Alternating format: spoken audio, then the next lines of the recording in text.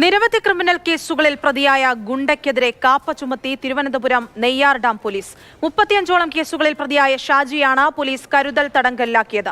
സ്ഥിരം കുറ്റവാളിയായ ഇയാൾക്കെതിരെ വധശ്രമത്തിനടക്കം നിരവധി കേസുകളുണ്ട്.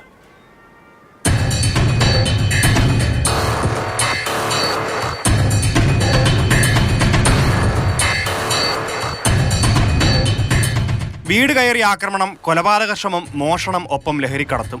പിടിവീണത് നെയ്യാർ ഡാം പോലീസ് സ്റ്റേഷൻ പരിധിയിലെ നിരന്തര കുറ്റവാളിക്ക്.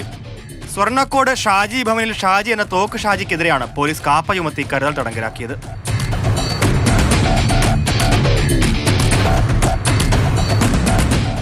ഡാൻസ് ഓഫ് സ്ക്വാഡിന്റെ റിപ്പോർട്ടിന്മേലാണ് തുടർ നടപടി. നിരവധി അടിപിടി കേസുകളിൽ പ്രതിയാണ് തോക്കു ഷാജി. ഭവനഭേദനം ബൈക്കിൽ പോവുകയായിരുന്ന യുവാവിനെ കനാലിൽ തള്ളിയിട്ട് കൊല്ലാൻ ശ്രമിച്ച കേസ്, കല്ലിക്കോട് സ്വദേശിയുടെ കട തല്ലിപ്പൊളിച്ച ശേഷം യുവാവിനെ കൊല്ലാൻ ശ്രമിച്ച കേസിലടക്കം പോലീസിന് നോട്ടപ്പുള്ളിയായിരുന്നു ഷാജി.